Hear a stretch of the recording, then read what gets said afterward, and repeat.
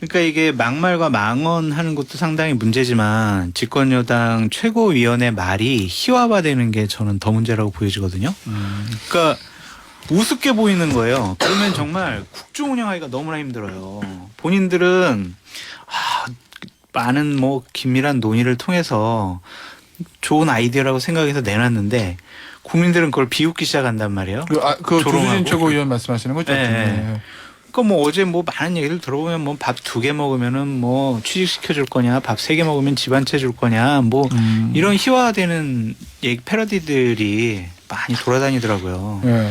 그래서 막말로써 비판을 받는 것도 상당히 큰 문제고 더 큰 문제는 이제는 국민의힘에서 지도부에서 뭔가를 발표하더라도 계속 조롱의 대상이고 네. 패러디의 대상이 될 거란 말이에요. 그러면은 국민의 마음을 사서 그 정책을 집행할 수가 없어요.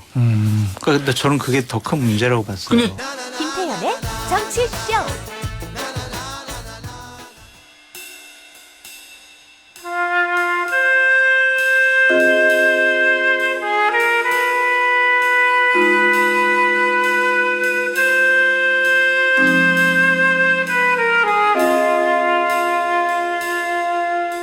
김태현의 정치쇼 최고의 시그니처 코너 탑 오브 탑 여의도 타짜 시작합니다. 세 분 모셨어요. 장성철 공론센터 소장, 김상혜 정치평론가, 윤태권 더모아 정치부석 실장 나오셨습니다. 안녕하세요. 안녕하세요. 자, 문자가 역시 폭발하고 있습니다. 이경희님, 오늘도 열심히 들어야지 우리 타짜님들 이야기. 이수연님, 일주일 기다렸던 여의도로 타짜 만나러 가봅니다. 여의도 타짜 탑 오브 더 탑. 이게 다 됐어 이제. 탑 오브 문자도 그로 와요. 왜냐면 탑 오브 탑. 장 하트 2개, 윤 하트 2개, 김 하트 2개. 오늘은 어떤 시원함을 안겨주시려나요 하고. 저 2개밖에 안 돼요? 하트가? 다 2개예요. 저 5만 욕심도 많어. 예? 배민이야, 배민. 보수 패널로서. 지금 좀 어깨에 뽕이 들어갈 일이 방금 전에 있었어요. 네, 제가 그 얘기 좀 해드릴게요, 좀 이따가. 예. 삼연식이 있었어요? 뭐 그런 것 같기도 하고. 저희 민 PD가 이벤트를 하나 걸었어요, 지금. 죄송해요. 청취자 타짜를 찾습니다. 재미있는 날카로운 문자 주시는 분들께 치킨 쏘겠습니다. 근데 이거 진정성이 없어 보여요. 왜? 분명히 또 뭐 청취율 조사 기간이니까 이런 거 하는 거지. 평상시에 지금 잘해야지. 청취율 조사 기간이에요? 네. 난 그런 거 모르고 하기 때문에. 모르셨어요? 그럼 나는 그런 거 굉장히 이게 좀 초연한 사람이기 이런 걸 때문에. TMI라 하나? 자, 청취율 조사입니다. 청취자 여러분 잘해주셔야 됩니다. 0220으로 시작되는 전화가 오면 김태현의 정치조 3번 외쳐주시고, 그리고 항상 말씀드리지만 유튜브로 들어오신 분들은 유튜브 3종 세트 이게 있습니다. 좋아요, 구독, 알림 설정 요거 해주셔야 되고, 치킨 오늘 저희가 문자 드립니다. 예, 그리고 만약에 저희가 뭐 제작비가 모자라서 치킨 못 쏜다 그러면 이 세 분이, 특히 이 세 분 중에 그럼요. 어떤 한 분이 알아서 해주실 거예요. 네. 저는 그렇게 굳건히 믿고 있습니다. 네. 이 출연진에게 치킨을 떠넘기는 사악한 진행자라고. 훌륭한 진행자시네요. 자, 요거부터 무슨 이슈부터 갈까 했는데, 장 소장, 네? 장타짜. 네. 저 오면서 저 이철규 사무총장 인터뷰 다 들었죠. 훌륭한 저희 이 인터뷰. 들었습니다. 예. 들었죠. 진행도 잘하시고 예. 답변도 잘하시는 것 예. 감명 깊게 듣고 왔습니다. 이거 뭐 저 원고에 써놓은 건 아닌데 네. 아주 저 원론적인 말씀을 아주 잘해주셨어요. 네, 그러시대요. 우리 네. 아니 장 소장이 지금. 제가요? 네, 훌륭한 진행, 훌륭한 답변. 아니 근데- 이철규 사무총장님은 네. 예전부터 알고 있었어요. 근데 우리 이 쉬는 시간에 보니까 대기실에서 이철규 사무총장과 긴밀한 대화를 나누시던데. 네. 예. 한번 만나서 여러 가지 얘기하자고 그러셔가지고 예. 불러달라고 그렇게 얘기했습니다. 이제 뭐 당과의 관계가 좋아지는, 당 주류와의 아니 관계가 저는 좋아지는 원래 겁니까? 뭐 당과의 관계 좋았습니다. 오죽하면 우리 김사라 평론가가 삼연식이라고 그러겠어요. 아니 근데 이철규 네. 사무총장께 그랬어요. 원래 아까- 원래 인연은 좀 있으셨죠? 네, 2015년부터 인연이 있었는데 네. 이철규 사무총장이 인터뷰에서 얘기했던 것처럼 네. 그렇게 당을 운영할 거라고 생각을 한다면 여러 가지 걱정이 좀 덜 할 것 같다라고 아까 말씀을 드렸죠. 그 장타짜가 생각하는 걱정은 뭐고, 이철규 사무총장이 이렇게 당을 운영하겠다라고 해서 제일 좋았던 우리가 부분은 가장 큰 우려를 삼는 게 용산 쪽에서 뭐 검찰 출신들 명단을 내려보낼 거 아니냐. 오늘 그런- 동아일보에 그렇게 네. 썼더라고요. 그거에 대해서 또 김태현 앵커께서 질문을 많이 하시던데 네. 그럴 일이 없을 거다. 그렇게 되겠냐. 뭐 여러 가지 합리적으로 잘 조정할 거다. 그런 인식을 김기현 당대표나 사무총장이 갖고 있다면 뭐 그렇게 큰 분란이 없을 수도 있겠다. 그렇게 되길 바란다라는 생각이 들더라고요. 아, 그 얘기 마저 해보죠. 오늘 아침에 동아일보 뭐 보셨는지 모르겠는데 보니까 총선 1년 남았잖아요. 총선 1년 남으면서 이 변수 이슈 요거 뽑았어요. 야당의 최대 이슈는 뭐 누구나 짐작할 수 있듯이 사법 리스크. 그리고 이재명 대표가 뭐 예를 들어서 검찰이 구속영장 한 번 더 청구하는지 재판이 계속되면 대표직을 유지할 수 있겠는가. 뭐 총선 전에 결단이 있을 수 있다. 뭐 이런 얘기고 여당 쪽의 이슈는 거기는 검사 공천이라 아예 그냥 얘기를 했더라고요. 동아일보는. 네. 검사들이 지금 뭐 실명 용산에서 근무하는 몇몇 비서관들 실명도 공개를 하면서 출마설이 있는데 최대한 60명까지 되는 것 같은데 요 검사들을 공천 소위 말 명단에 내려오면 당에서 어떻게 할 거냐. 요 변수 뽑았거든요. 일단 이거에 대한 김상일 평론가의 의견 좀 들어보죠. 뭐 맞는 것 같아요. 네. 민주당 입장에서 총선이 너무너무 중요하다는 인식이 굉장히 커지고 있고요. 주류에서도 총선을 이기는 게 이재명 대표에게 굉장히 중요한 일이다라는 거는 인식을 하고 있어요. 그렇기 때문에 시나리오별 검토를 하고 있는 것 같아요. 그래서 주류에서도 예, 예. 이재명 대표도 그 검토 내용을 알고 있을까요 지금? 아니 뭐 저는 그 이재명 대표를 중심으로 주변에서 하는 것 같은데 네. 물론 이게 공식적인 기구에서 한다는 의미는 아니에요. 네. 예. 근데 그걸 하는 것 같은데 최악의 경우 만약에 이게 선거에 점점점 다가가면서 최악의 경우로 가면은 저는 이재명 대표의 결단도 있을 거라고 저는 봐요. 그럼 그게 이제 소위 말하는 밀려서 나가는 게 아니라 네. 본인이 스스로 나도 살고 당도 살고 다 살려면 이렇게 해야 되겠다라고 하고 물러난다. 그렇죠. 그럼 예를 들면 2015년인가 있었던 당시에 문재인 대표가 했던 그 형태를 말씀하시는 건가요? 그렇죠. 이제 예측 가능한 방식이면 반전이 없을 것이고요. 네. 그렇기 때문에 아마 상당히 뭐랄까 그 극적인 네. 효과가 있는 방법이 뭔지 이런 것도 생각하고 그러나 그러면 중립적인 비대위 띄우고 본인은 물러나고 뭐 이런 거. 그렇죠. 그러나 본인이 할 수 있는 건 최대한 하는 거를 전제로 해서 검토는 할 거예요. 본인이 하는 거를 최대한하는 얘기는 기본적으로 본인이 원하는 사람들을 공천 받을 수 있게 밑작업을 해놓는다. 아니 그런 뜻이 아니라 당 대표를 안 물러날 수 있는 방법이 있다면 네. 안 물러나는 체제에서 총선을 치르려고 최대한 할 거라는 거죠. 그러나 이제 여론이 굉장히 심상치 않게 움직이고 총선의 결과가 본인의 어떤 미래나 어떤 대권 가도에 크게 도움이 안 될 것 같으면 결단도 저는 할 거라고 봐요. 윤석열 실장한테 그거 물어봐야 돼. 여당 문제. 네. 여당에 저 동아일보에 지적했던 그 검사 공천 뭐 60명 명단 내려오면 당이 어떻게 할 거네.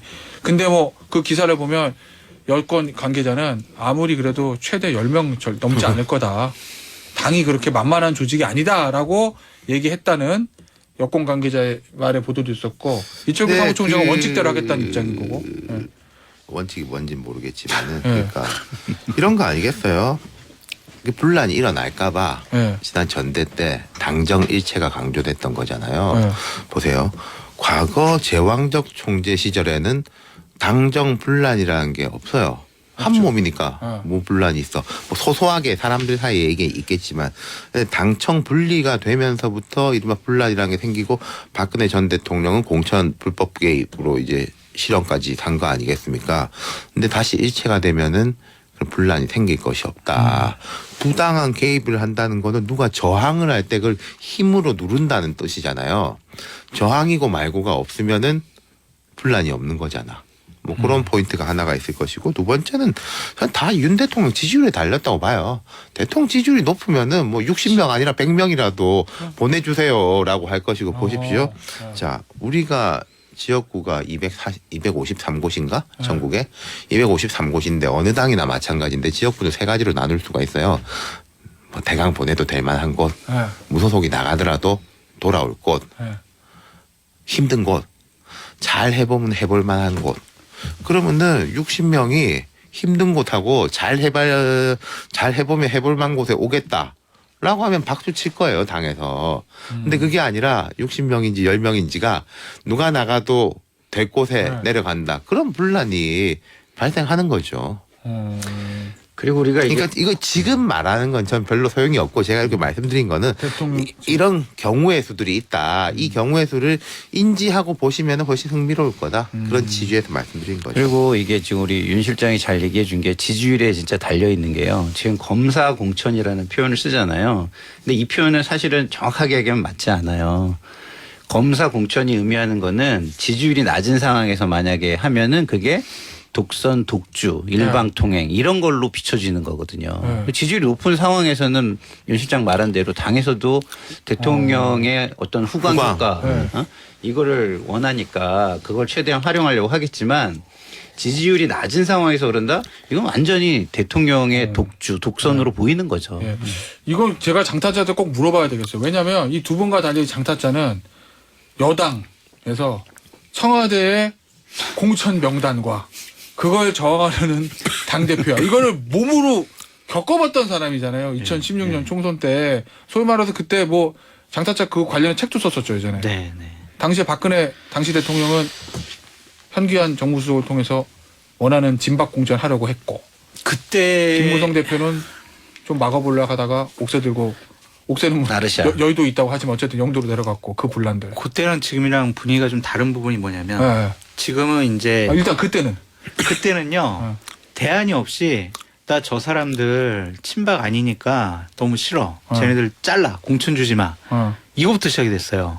비례대표는 이렇게 해 뭐 이런 거. 네, 자기네들이 누구를 딱 준비해놓고 경쟁력 있는 사람을 딱 준비해놓고 저 사람들 지역에 싫어하는 사람들 지역에 꽂아 넣어야지 이렇게 진행된 게 아니었어요. 그럼 일단 빼. 일단 쟤네들 싫으니까 뭐 총선에서 우리가 지더라도 그냥 쟤네들 경쟁력이 있어도 빼. 예를 들면 은평의 이재호 전 의원 같은 경우에 그 은평의 이재호 의원을 빼놓고 어떻게 거기를 이기겠냐고요. 은평이 저 여당 당시 여당 입장에서 쉬운 지역도 심지어 아니고. 아니고 양천의 김용태 전 의원 지역구 양천을. 예. 빼래요. 그럼 누구 갖다 넣을 거냐? 아 몰라 일단 빼래. 그냥 싫으니까 딴소리 하는 사람 싫대. 지금은 이제 뭐 검사들 뭐 일단은 준비해 놓고 내보내야 된다라는 그런 분위기잖아요. 그때랑 지금이랑 좀 이런 게 좀 다른 부분이 있는 것 같다라는 좀 생각이 들고. 그러니까 저 선발 투수 내려도 중간 다음 후속 투수 때 준비돼 있다 없다 이 차이구나. 네, 그러니까 대타들이 이제 준비되어 있는 건데 그것이 어쨌든 당에 큰 분란이 될 거라고 저는 보고 있거든요. 뭐가요? 공천 문제가? 공천 문제죠. 그러니까 우리가 계속 얘기했듯이 검사 출신을 낙하산식으로 야 이 자리에 이 지역구에 이 사람 대신 이 사람들을 넣어라고 했을 때 과연 당이 어떻게 그거를 받아들일 것이냐 아니면은 어떻게 조율을 잘해서 잘 넘어갈 것이냐 그게 공천의 가장 큰 변수가 아닐까라는 좀 생각이 들어요. 네, 제가 지금 뭐 언론들도 보고 하면서 비어 있는 게 있어요. 제가 생각할 때 국민의힘이 이제 고민해야 될 문제는 사람이 많아서 문제가 아니라 없어서 문제예요. 선거를 이제 연달아 몇 번이나 져가지고 아까 제가 말씀드렸잖아요. 세 개로 나누면은 뭐 해볼만한 이른바 이제 잘하면 해볼만한 데가 텅텅 비어 있어요. 흔히 이제 어려운 데는 어느 당이든지 간에 저 사람은 뭐 직업이 당협위원장이야. 구청장도 떨어지고 시장도 떨어지고 국회의원도 떨어지고 그러면서 이제 뭐 벽보 붙이는 걸 명분으로 삼는 사람들이 있는데 국민의힘이 그런 지역이 너무너무 많아요. 특히 수도권에. 계속 수도 지는데 최근에 그렇죠. 강남 빼고는 쫙 다 비어 있어. 저 정도면 이제 정치권의 이름들을 이렇게 알잖아요. 쭉 지나가면서 이제 플랜카드를 붙여놓은 걸 보면은 국민의힘에서 두 가지예요. 누구지?랑 한 가지는 저 사람 아직도 출마하나? 세 번, 네 번 떨어져요. 또 나오나? 그런 식이에요. 그러니까 뭐 검사들이 예를 들어 그런 지역 나가주면은 제가 볼 때는 국민의힘 입장에서는 고마울 거예요. 그런데 이제 좋은 지역구만 골라서 딱딱 나가면 이제 큰 분란이 일어나겠죠. 알겠습니다. 요 얘기는 나중에 다시 한번 해볼게요. 계속 해야 될 문제 같아요. 요거 1년 동안 요거 이제 여당은 요거 그다음에 야당은 또 사법 리스크. 네. 알겠습니다. 요 얘기 좀 해볼까요? 국민의힘이 최근에 네. 분위기 좀 안 좋죠. 많이 안 왜냐면 좋죠. 지도부에서 뭐 어쨌든 본인들의 의도하는 뭐 의도가 꼭 악한 의도였다기보다는 어쨌든 본인들의 발언이 좀 언론이 좀 비판적으로 보도가 되고 김재원 최고위원의 저 정광훈 목사 및 저 4.3에 대한 격이 낮았다. 요거 갖고 어제 이제 조수진 최고위원의 그 밥방고기 다 먹기 요건데 밥을 못 먹고 그러니까 왔네. 윤태곤 시장님 식사 못 하셨다는데. 떡이라고. 조수진 밥 한 고기 차려드려 드릴까 여기? 조수진 최고한테 혼나시려고. 네. 그러니까 이게 막말과 망언하는 것도 상당히 문제지만 집권 여당 최고위원의 말이 희화화되는 게 저는 더 문제라고 보여지거든요. 그러니까 우습게 보이는 거예요. 그러면 정말 국정 운영하기가 너무나 힘들어요. 본인들은 많은 뭐 긴밀한 논의를 통해서 좋은 아이디어라고 생각해서 내놨는데 국민들은 그걸 비웃기 시작한단 말이에요. 그 조롱하고. 조수진 최고위원 말씀하시는 거죠? 네. 네. 그러니까 뭐 어제 뭐 많은 얘기를 들어보면 뭐 밥 2개 먹으면은 뭐 취직시켜 줄 거냐, 밥 3개 먹으면 집 한 채 줄 거냐, 뭐 이런 희화화되는 얘기 패러디들이 많이 돌아다니더라고요. 네. 그래서 막말로써 비판을 받는 것도 상당히 큰 문제고 더 큰 문제는 이제는 국민의힘에서 지도부에서 뭔가를 발표하더라도 계속 조롱의 대상이고 네. 패러디의 대상이 될 거란 말이에요. 그러면은 국민의 마음을 사서 그 정책을 집행할 수가 없어요. 그러니까 저는 그게 더 큰 문제라고 봤어요. 근데 조수진 최고위원 어제 해명하는 거 보면은 봤어요. 이게 공식적으로 정책으로 딱 위반된 게 아니고 아이디어 차원에서 여러 얘기 나올 수 있으니까 근데 그걸 그냥 어제 소개한 것 뿐이다 이렇게. KBS에서 인터뷰 그 말을 하기 전에 뭐라고 했는지 알아요? 뭐 제가요. KBS에서 처음 얘기하는 겁니다. 라고 하면서 그렇지. 되게 중요한 정책을 특위에서 준비해가지고 논의했다 얘기하는 그러면서. 것처럼 했거든요. 네. 근데 조수진 최고가 더 나쁘다고 본 거는 뭐냐면 언론이 문제예요. 언론 탓이에요. 계속 그 얘기를 하더라고요. 언론 탓하는 정치인 치고 잘된 사람 못 봤습니다. 다 내 잘못이다. 우리가 왜 국민들이 왜 야당이 이렇게 평가를 하고 비판을 하는지 되돌아보는 게 중요하지 자꾸 언론 탓 안 했으면 좋겠어요. 추미애 전 장관 SNS 재밌던데 제가 추미애 전 장관 SNS 나오면 나올수록 여당 도와준다라고 생각하는데 어제는 재밌더라고요. 뭐라고 하셨죠? 그 술 좋아하시는 분들이 있는데 쌀 막걸리로만 다 바꾸면은 쌀 소비량이 늘어나지 않겠냐라고 이렇게 빚고 왔던데 저는 이렇게 봐요. 그러니까 뭐 선회하자면은 그 조수진 최고위원이 뭐 나쁜 이건 망언이라고 할 거는 아니고 뭐 과거에도 뭐 분식하자 했다가 밥 많이 먹자 하다가 그랬는데 구조적인 문제가 뭐냐 저는 이렇게 봐요. 여당이 포지티브하고 좀 액티브하게 그러니까 능동적이고 공격적으로 하지 못하고 늘 지금 현재 수세적이고 방어적이고 질문에 뭐라고 오늘 피해 나가야 되지 언론에 뭐 방송 인터뷰 나온 사람도 그런 식으로 수비형 태세를 갖추다 보면 보세요 공격하다가는 약간 실수하면 골이 안 들어가면 그만인데 수비하다가 실수하면은 골 먹잖아요. 제가 볼 때는 지금 그런 형국이에요, 다들. 저 국민의힘이요? 예, 김재원 최고위원도 앞에 거는 누가 봐도 잘못한 말인데 뒤에 거는 제가 볼 때는 그래도 좀 방어한다는 차원에서 그 4.3 관련으로 그렇죠. 말씀하셨죠? 그러니까 뭐 말이야 틀린 말은 아니지. 국경이라고 기념일은 이게 차이가 있지 않냐라는 말을 하려고 했다가 이제 뭐 격이라 그랬나? 격이 낮은 급이라 그랬나? 들어가서, 예. 그런 거잖아요. 예. 그게 이제 계속 발생하는 거죠. 그리고 저는 뭐 이 대표의 발언도 예. 양비론적으로 정광훈, 홍준표 이런 것도 보세요. 다 수비하고 방어하다가 생긴 일이란 말이에요. 이 태세 전환이 되지 않으면은 그건 모르겠습니다. 누가 이제 롱패스를 하든지 상대편이 이제 큰 실수를 하든지 태세 전환이 돼가지고 흐름이 바뀌지 않으면은 재발될 가능성이 매우 높다. 근데 이게 태세 전환의 문제인 건지 문화일보 어제 사설을 보니까 이렇게 돼 있더라고요. 정치력 존재감 안 보이고 추태 쏟아내는 좀비 여당 이렇게 돼 있더라고요. 그러니까 이거는 태세보다는 실력과 어떤 공부하는 자세의 문제인 것 같아요. 그러니까 공부를 좀 하면서 정책적 역량을 키우려는 어떤 활동들이 존재해야 되는데 그게 아니라 공격 목표가 정해져 있고 거기를 향해서 좀비처럼 돌격하는 그 공격 목표는 대통령이나 뭐 중요한 사람들이 찍어주는 공격 목표. 그러니까 이런 좀비 좀비 여당처럼 그러니까 문화일보 사설에 이렇게 쓸 정도면 오늘 아침 저 보수 언론 사설도 뭐 좋지는 않아요. 그러니까요. 이게, 그러니까 좀비 정당이라는 얘기가 딱 맞아요. 그러니까 공격 목표를 자기들이 좀 이렇게 만들어서 공부를 좀 한 다음에 그 어떤 역량이 보이는 공격을 해야 되는데 네. 좌표만 있으면 무조건 들이밀으니까 이런 실수들이 그러니까 나오는 뭐 거예요. 비슷한 이야기예요. 왜 이게 뭐 수비로 할 수밖에 없냐는 아까 제가 구조적인 요인을 말씀드리고 더 구조적인 요인 나가면은 전당대회 때 네. 그랬잖아. 공격은 야 용산이 알아서 할 텐데 당이 왜 공격수가 필요하냐. 네. 우리는 수비수하고 뭐 미드필더 살림할 네. 필요하다 이거 아니에요. 네. 근데 예컨대 이준석 문제점도 많지만은 공격수야. 뭐 천하람 공격수를 자임하고 나왔어. 안철수 골은 내가 넣겠다라고 자임하고 나왔잖아요. 네. 필요 없다. 다 들어가라. 어. 우리는 이제 수비수만 있으면 된다라고 한 진영을 갖추니까 지금의 이런 구조적 문제로 이어지는 거죠. 결국 윤태곤 실장 얘기는 김기현 대표에 대한 리더십 이런 거 지적하는 그러니까 그 친구들이 있는 것 리더십이 맞는 리더십 문제인데 같은데?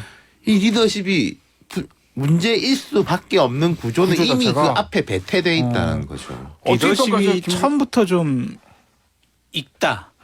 그러니까 김기현 당대표의 개인적인 정책의 역량, 리더십이 있다라고 보기는 상당히 어려운데 최고위원들에 대해서 한마디만 더 말씀을 보태면 네. 방송을 너무 쉽게 보는 것 같다라는 생각이 들어요. 방송을 너무 쉽게 보는 것 같다. 집권여 총선을 앞둔 집권여당 최고위원이란 말이에요. 네. 그 사람들 말 한마디 한마디가 국민들에게 야당에게 언론에게 어떻게 받아들여질지 말의 무게감에 대해서 너무 좀 간과한 것이 아니냐. 이 조수진 최고나 김재원 최고 방송을 또 많이 했던 분들이잖아요. 그러니까 그냥 너무너무 쉽게 방송을 한 것이 아니냐. 좀 그런 생각이 들어서 앞으로 좀 방송을 하더라도 좀 말의 무게감을 좀 느끼면서 했으면 좋겠다라는 생각이 들고 네. 김기현 최고는 김기현 대표는 화가 많이 나 있는 것 같아요. 지금 되게 날카로워요. 아. 여러 가지 언론에 보도되는 반응들을 보면 예. 상당히 신경질적이거든요. 그런 모습 보이는 것은 좀 좋지 않은 것 같아요. 특히 이제 오늘 울산 지역에서의 뭐 교육감 선거라든지 기초원 선거에서 좋지 않은 결과 나왔잖아요. 네. 그러면은 김기현 후보의 리더십은 훨씬 더 약화될 수밖에 없거든요. 근데 이럴 때 신경질적인 반응 보내면은 당이 더 크게 흔들릴 수가 있죠. 알겠습니다. 신경질을 음. 언론에 낼 게 아니라 옆에다가 내는 건 좀 누구? 필요하다고 봐요. 그저 엊그제 그건 좋던데 왜 누가 뭐 핵심 관계자 말로 네. 이준석 혁신안 네. 폐기한다라고 하니까 누가 그랬냐. 절대 그런 거 정해지지 않았다. 색출하겠다. 근데 그 말 하면 네. 폐기 안 해야 돼요. 네. 이래놓고 폐기하면은 우스운 사람 되는 거고. 그렇구나. 예. 근데 오늘 그러니까- 아마 지금 최고위원 회의가 9시부터 열릴 텐데 뭔가 김기현 대표의 강력한 경고라든지 대책 이런 거 좀 나올까요? 아니 근데 그게 나야 되는데 정말 이게 안타깝게도 본인 지역구에서 선거에 졌단 말이에요. 지역구 맞나?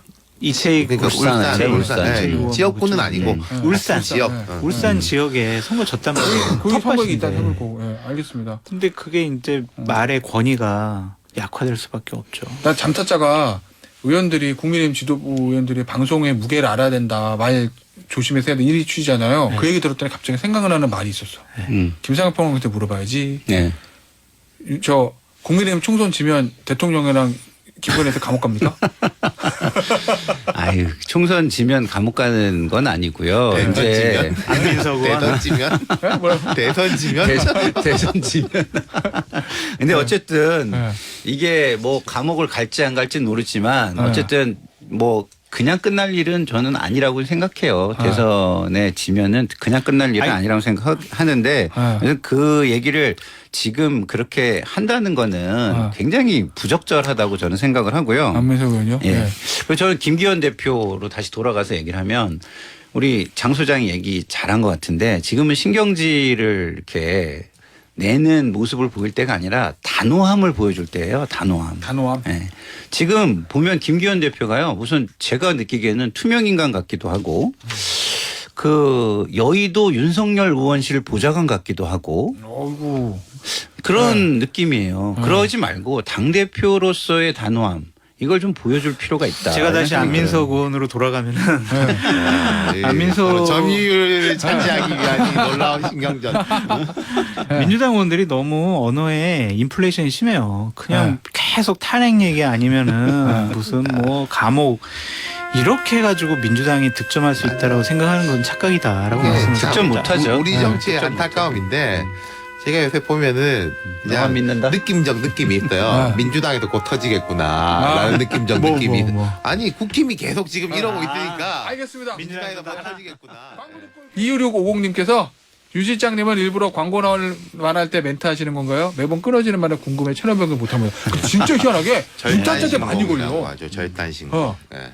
이어서 합시다. 아까 채널 고정. 하던 얘기 맞아 아까 해주세요. 뭔 이야기였지? 민주당에서도 곧 기억이 하나 안 나. 터질 것 같다. 아, 그러니까 그런 어. 이제 느낌적 느낌. 어. 아까 이제 때가 됐어, 이제. 추미애 전 장관이 어저께는 안탄 하나 쳤는데 네. 자꾸 나오실 거. 그다음 안민석 의원 같은 분들 또 등장할 거. 네.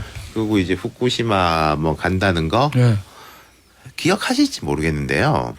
제가 도쿄 올림픽 앞두고 네. 민주당 의원들이 올림픽 보이콧 검토한다 그랬어요. 당에서 공식적으로. 네. 그러다가 대선 경선 때 들어가고 다 주워 담고 아니, 그게 그런 뜻이 아니고 뭐 그랬는데 저는 지금 후쿠시마 간다는 거 보면 네. 딱 그 생각나요. 어? 윤 대통령하고 우리 이제 정부 당국을 비판할 수 있어요. 우리 국익을 지켜야 되는데 이게 너무 물러서는 거 아니냐. 근데 그분들이 가가지고 뭐 검사하고 다닐 거예요. 거기서 뭐 할 거예요? 우리나라에서 무슨 문제가 발생해서 일본하고 이제 뭐 규제에 대한 이제 의견이 다를 수 있어요. 일본은 뭐 못한다, 우리는 네. 해라. 그럼 일본 국회의원들이 와가지고 우리나라 다니면서 우리가 직접 검사할게. 우리 받아들일 수 있어요? 쉽지 않겠죠. 네, 쉽지 않은 게 아니라 안 되죠. 그리고 뭐 그러다가 저는 민주당 입장에서는 뭐 일본이 안 받아줘서 못 가는 게 다행일 거라고 생각하고 네. 가면은 감당 못 할 거라고 생각하는데 하여튼 좀 좋지 않아 보입니다. 요새 뭐 기본 대출 1,000만 원 이런 이야기 나오는 거 보면서 아 여기도 물이 이제 슬슬 끓고 있구나 그런 느낌이 들어요. 그 기본 대출 그- 얘기 이따 좀 해보고. 예. 그 후쿠시마 관련해 가지고 민주당 의원들의 선택과 판단은 상당히 부적절하다고 볼 수밖에 없어요. 예. 왜냐하면 의원 외교 활동은 할 수가 있어요. 그러면 공식적으로 해야 해요. 그냥 일본의 의원들을 만나든지 아니면 강요들 만나서 우리 야당의 입장을 얘기하면 이거는 뭐 정상적인 활동이라고 볼 수가 있어요. 근데 지금 민주당 의원들이 가서 하겠다는 거는 뭐였었냐면 도쿄전력 앞에서 피켓 시위 하겠다라는 거예요. 예. 이게 뭐예요? 거기 있는 반대 시민단체들과 합동으로 시위하고 기자회견 하겠대요. 이게 맞아요? 이거는 선전선동하러 가는 거예요. 이건 옳지가 소수 않아요. 정당이나 예. 좀 이제 이념적으로 선명한 정당은 그럴 수 있죠. 네. 과거에 다 그렇게 했어요. 근데 직전까지 속권한 정당이지 않습니까? 이건 아니 자, 정당이 이거 하는 갑자기 거와 후쿠시마 얘기로 넘어갔네? 아니 자, 정당이 인상 하는 뽑아봐. 거와 국회의원이 하는 건 달라요. 정당에도 국회의원이 아닌 사람들이 많죠. 이렇게 하는 거는 제가 볼 때는 시민단체나 하는 거예요. 그 국회의원의 자리는 제도잖아요. 제도. 그러니까 제도권 안으로 들어왔다는 얘기예요. 그러면 제도에 의한 일을 해야 돼요. 예를 들어가지고 그 권위가 있으니까 예. 항의 서한을 보내세요. 그리고 의원 한 명 한 명에게 설득하는 편지를 지속적으로 보내세요. 일본 의원들한테. 네, 의원들한테. 아니면 뭐 곳곳에 뭐 전화를 하든지 응? 그렇게 하세요. 그러면 되지. 그게 의원으로 살 수 있는 일이라 말씀이신 그렇죠. 거죠? 예. 이게 이야기가 약간 자신의 그 위치가 존재하는데 그 위치를 망각하는 것은 제가 볼 때는 너무 언론만 의식하고 내가 좀 떠보겠다는 너무 편한 발상이에요. 그러니까 이야기가 3,000% 조금 흘러가는 김에 한마디만 더 아, 하면은, 괜찮아요. 예, 이게 돌아가면 돼. 사실 다시. 첫 단추 잘못 깨니까 이런 건데 보세요. 지금 일본에서 이제 산케이 신문 같은 경우에는 주류 언론 중에서 제일 오른쪽에 있다고 평가되는데요. 산케이 신문에서는 어떤 보도가 나와 있냐면은 기시다 총리가 윤 대통령 만나가지고 다케시마 일본 표현으로 다케시마가 문제를 제기해야지 이야기도 못했다라고 맹렬히 비난하고 있어요. 그럼 그때 이제 우리나라의 뭐 야당 의원들은 이게 이 보도에 그렇게 났는데 그럼 뭐 한덕수 총리는 누구 말을 믿냐 이러잖아요. 양쪽에서 소비되는 형식이 똑같다라는 거예요, 서로. 그 과거 이제 독도 문제로 이명박 대통령이 독도 방문해가지고 이제 트러블이 났을 때 그 직후에 어떤 일이 있었냐면은 일본 국회의원들이 입국해가지고 독도 가겠다라고 하다가 예. 공항에서 튕겨 나갔어요. 그분들이 자기 나라 가가지고 우리가 독도 다케시마 가려고 하는데 한국이 쫓아냈다. 또 마케팅 했단 말이에요. 누구에게도 좋지 않고 그냥 웃는 사람들은 따로 있다. 이 말씀 드리고 싶어요. 알겠습니다. 자신들만 웃는 예. 거지. 저기 다시 후쿠시마 얘기 이제 끝 여기서 마무리. 예. 다시 그러니까 민주당 나빠요. 왜 민주당이 나빠? 총선- 의원들이 나쁜 거지. 그것도 부정적이신 거죠? 김상현 평론가도. 아니 부정적이죠. 네. 저는 계속 얘기하지만 역할을 분담할 필요가 있어요. 시민단체는 시민단체에 걸맞는 역할이 있는 것이고요. 네. 국회의원 그 제도권은 제도권 나름의 역할이 있는 거죠. 알겠습니다. 지금 우리가 여야 적대적 공생관계 이야기 한참 하는데 이게 맞아. 한일 적대적 공생관계로 인터내셔널하게 확장되는 느낌이요. 예. 자, 다시 네. 원래 물 흐르듯 한 진행인데 네. 약간 영유하려고 오늘은. 아니, 괜찮아요. 오늘 아주 영유? 좋아요. 네. 팩트. 그걸 좀 꼭 물어봐 달라고. 네. 이거는 출연자인 장타자의 뭐라고 그래야지 이거? 요구 질문입니다. 네. 김기현 대표가 지금 무엇을 해야 하는지 저에게 꼭 좀 물어봐 주세요라고 광고 나갈 때 얘기했어요.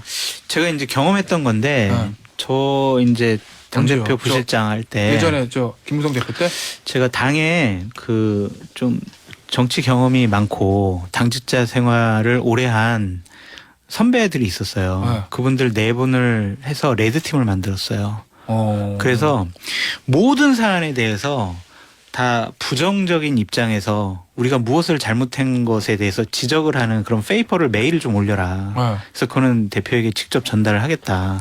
그래서 그분들이 매일매일 하여튼 비판적인 입장에서 모든 사안을 바라본 거예요. 네. 우리가 무슨 결정하고 행동하고 말하고 이런 관계들에 대해서 그것들이 상당히 좀 도움이 많이 됐던 것 같다. 그걸 딱 받아보는 순간 김무성 대표가 뭐라 화를 냈지. 이거 막 뭐라고? 그러면서도 그러면서 줄쳐가면서 봐요. 화를 내도 불좀 네. 일단 본다. 왜냐면은 집권 여당이 되면 주사 좋은 얘기하는 사람들밖에 없어요. 아부하는 사람들밖에 없어요. 집권 여당. 왜냐하면 당 대표가 그래도 공천권의 최종 결정을 한다라는 형식적인 권한을 갖고 있잖아요. 네. 당 대표 직인이 지켜야 중앙선거관리위원회 국민의 후보가 될 수가 있는 거예요.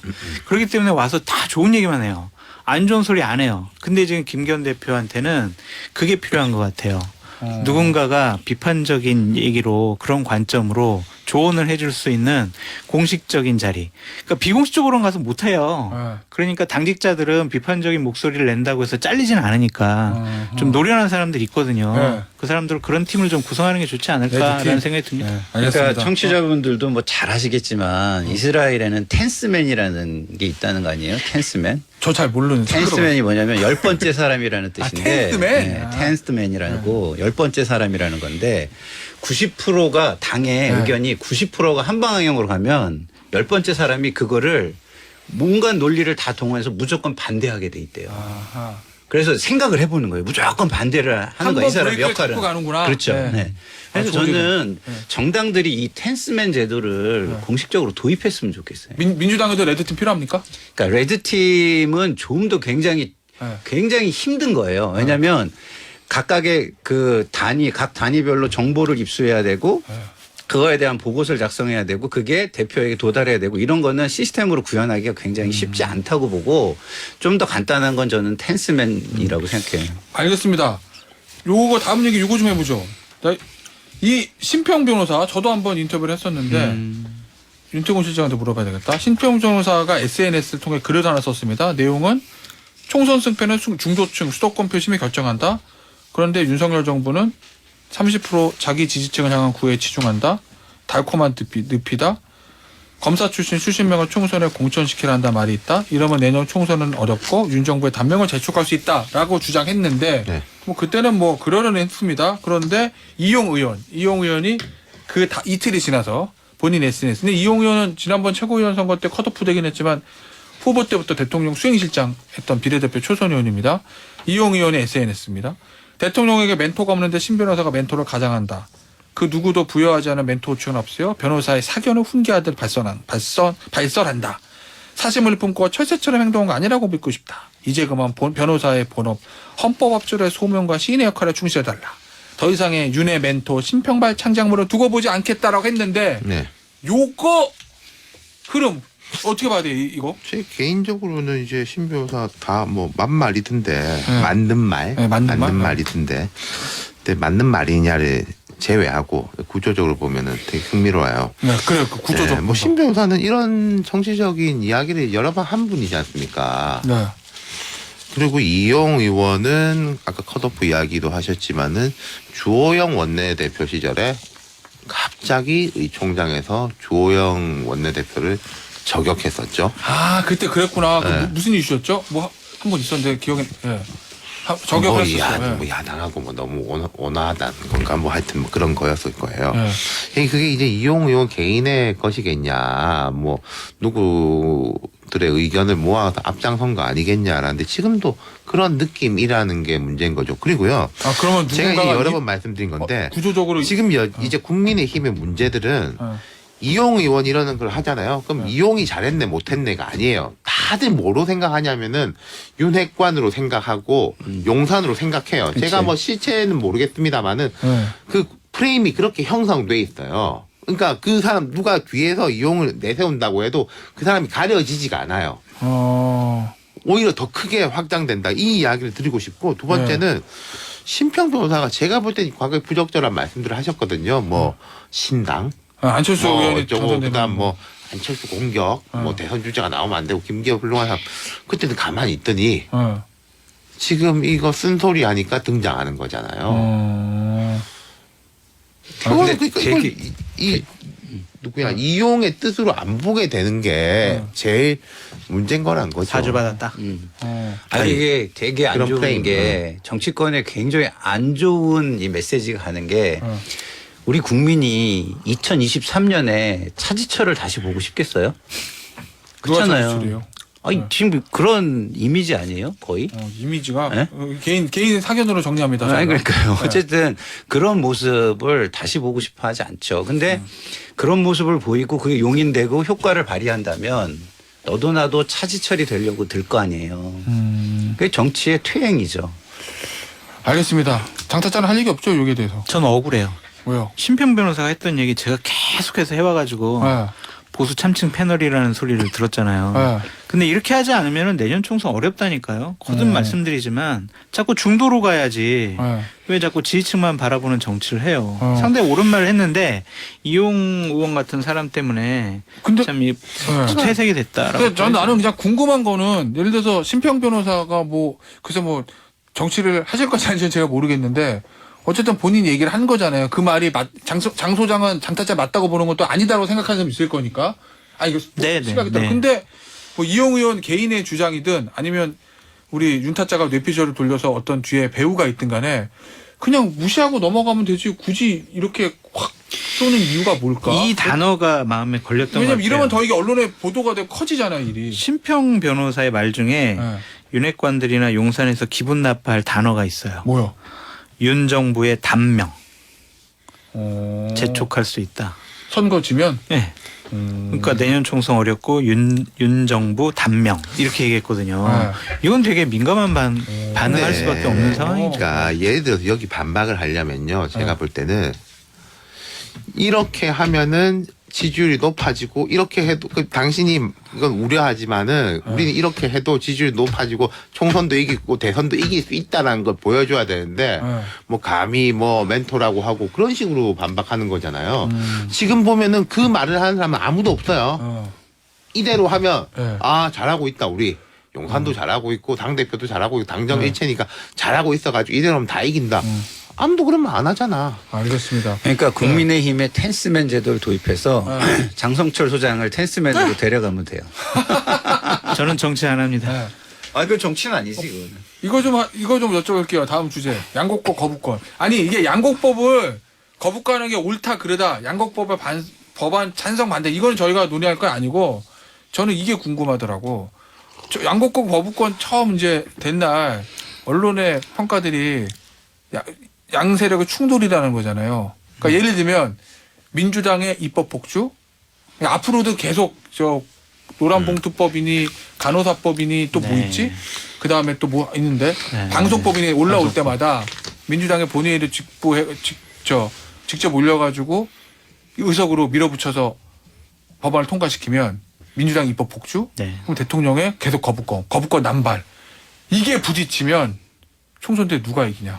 아니 이게 야당 심판론과 정권 견제론 요거 두 개. 그 부딪히는 부분보다 제가 주목하는 것은 특정한 어떤 단체라든지 직능, 직업군에서 상당히 원하는 법안을 여당과 대통령이 자꾸 거부하는 모습을 보이면 내년 총선에 국민의힘은 정말 안 좋아요. 힘들어요. 그러니까 프레임 짜기 좋잖아요. 민주당이 이제 농촌 지역구를 갖고 있는 의원들 후보들은 자 우리는 우리 농민들의 생계를 위해서 이런 법안 만들었고 우리는 국회에서 통과시켰는데 국민의힘이 그리고 국민의힘의 건의에 의해서 대통령께서 거부권 행사했다. 이 국민의힘 후보들은요 농민의 생존권을 도외시하는 사람들이에요. 누굴 찍어야 되겠어요? 이런 프레임을 잡으면은요 농촌을 가진 지역부의 의원들은 할 말이 없을 것 같아요. 저는 저는 그렇게 약간 달리 봐요. 농촌 이건 아주 이제 정교하게 미시적으로 들어가는 건데. 이것뿐만 아니라 계속 있어요. 민주당 의원들 양국관리법이 하는 건요. 선거 이기기 위한 공천 경쟁 때문에 하는 거예요. 본선 걱정해서 하는 게 아니에요.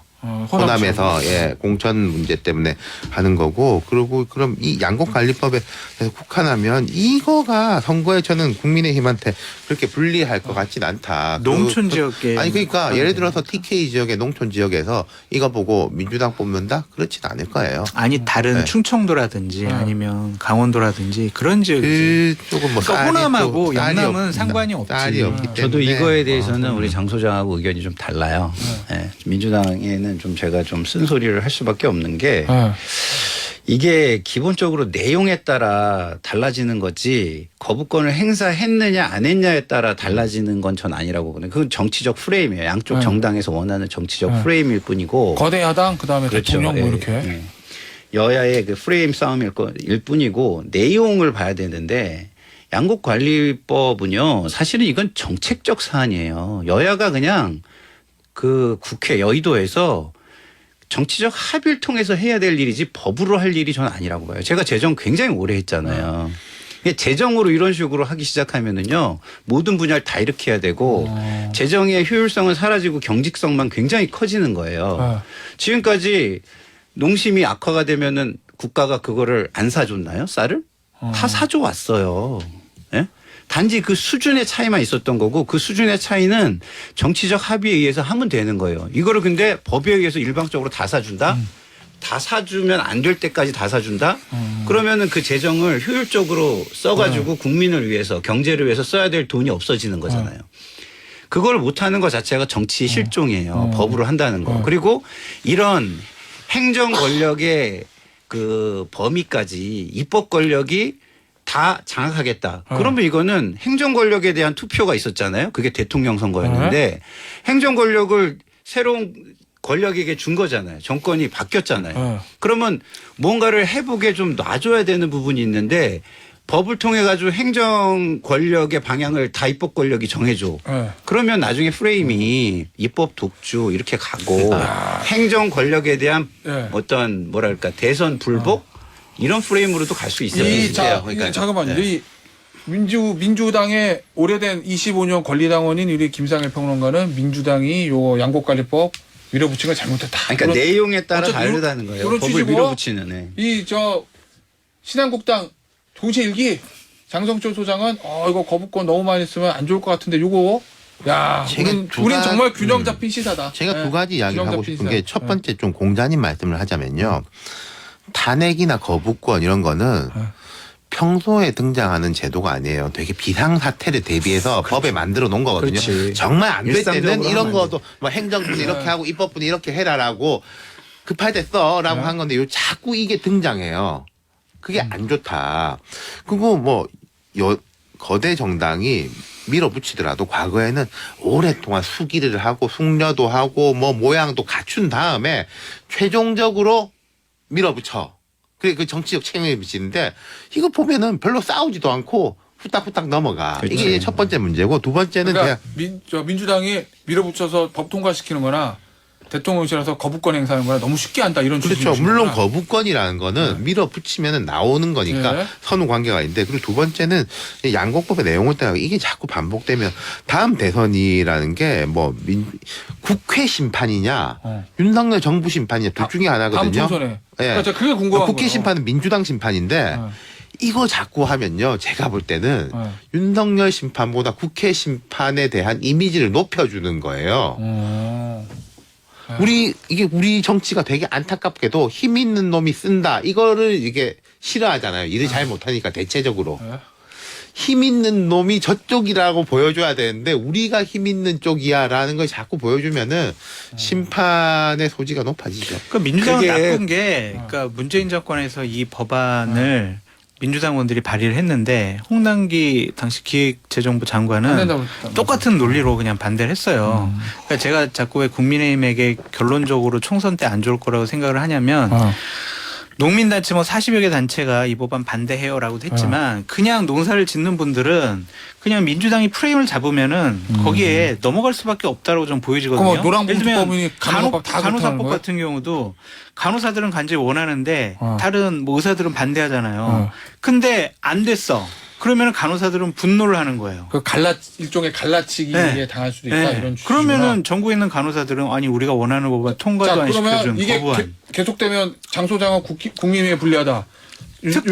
특정 이해관계가 있는 사람들은 분노 투표하게 돼 있거든요. 율정을 그러니까 민주당이 저는 이제 불리하다. 하나하나로 보면은 장소장님 말씀이 맞는데 뭉쳐지면은 민주당이 알겠습니다. 안 좋다고 봐요. 자 여기서 그만 안 합니다. 시간 다 됐어요. 여도 타짜 마무리합니다. 장 타짜, 김 타짜, 윤 타짜였어요. 감사합니다. 감사합니다.